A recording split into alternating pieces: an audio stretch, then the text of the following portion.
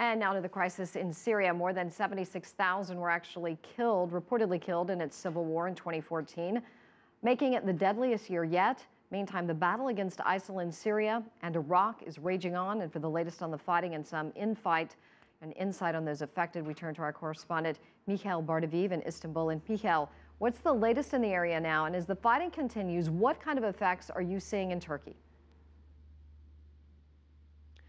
Well, yes, the fighting is certainly continuing. The U.S.-led coalition has launched 12 airstrikes in Syria since Friday.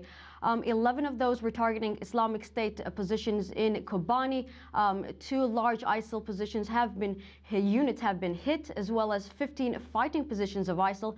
There have also been 3 airstrikes by the U.S.-led coalition in Iraq. It is said that they have been hitting 2 ISIL militant vehicles, as well as an ISIL-controlled bridge. When we take a look at who's the most affected, I want to emphasize the children at this point, because it's been said that ISIL has been focusing on recruiting children recently. Let's take a closer look at one of those teenagers who says he spent 5 months with the extremist group. It is a known fact that children as young as 12 have been recruited to join the fight in Syria by all sides of the battle. The Islamic State fighters, the Free Syrian Army, and the Al-Qaeda-affiliated Jabhat al-Nusra. Their childhood robbed from them by war, they are traumatized. This 14-year-old Syrian teenager, who did not want his identity shown, wanted to be a doctor before the war began. He claims to have joined ISIL initially to fight Syrian President Bashar al-Assad. Looking back, he understands why ISIL recruits children and strongly opposes it. ISIL prefers young children more than adults because they can convince children and wash their brains. I feel children must leave ISIL because after joining ISIL, in a short period of time, they will learn everything. If the prince orders a child to slaughter his father, the child will do it without hesitation. Though he never killed anyone during his time with ISIL, when holding a machine gun, he became invincible. When I carry a weapon, I feel reassured that no one can hit me or loot me or take my money. I feel happy when I carry a weapon. However, it was not long before he was forced to face the group's brutality. In August of 2014, when ISIL massacred more than 900 men of the Al-Shaitan tribe of the Sunni Muslim sect, the teen says he was there. It was then that he decided to flee.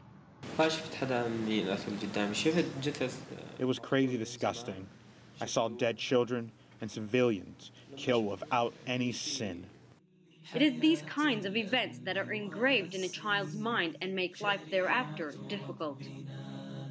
According to therapists who work with children affected by war, the most important thing for children to regain their psychological balance is to express themselves and be heard.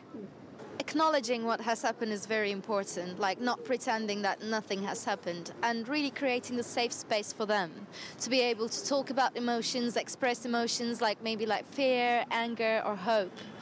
And then this way they can connect back with their resources and become playful and become children again, so they come back to their child identity in the end.